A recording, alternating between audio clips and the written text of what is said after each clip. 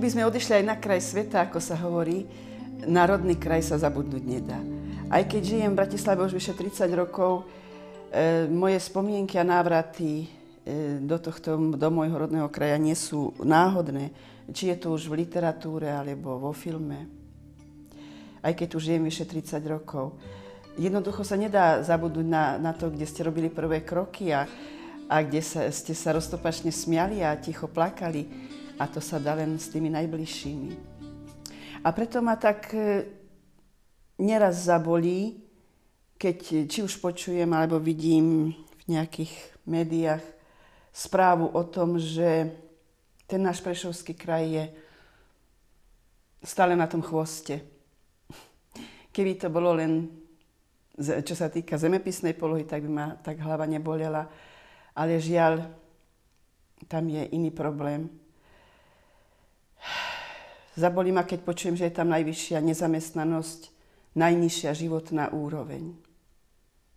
A vôbec si nemyslím, že Prešovský kraj disponuje menším počtom prírodných hodnôt alebo krás. Práve naopak. Ani si nemyslím, že by tam boli menej schopní ľudia. Jednoducho tam niečo chýba. Chýba tam asi nejaká taká pevnejšia ruka, ktorá by to vedela uchopiť.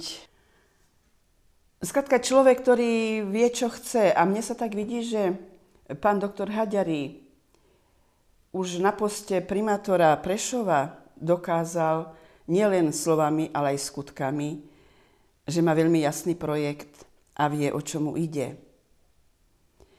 A to v neľahkej ekonomicko-spoločenskej situácii a v dobe. Lebo povedzme si úprimne, darmo budeme mať nejaký ten super výsledok vo futbale alebo v hokeji, ale to ešte nerobí kultúru národa. Kultúra národa spočíva v niečom inom. Kultúru národa tvorili nejaké iné hodnoty. A to si myslím, pán Haďary veľmi dobre uvedomuje, veď svedčia o tom už aj projekty, ktoré realizoval. Tak ja si myslím, že práve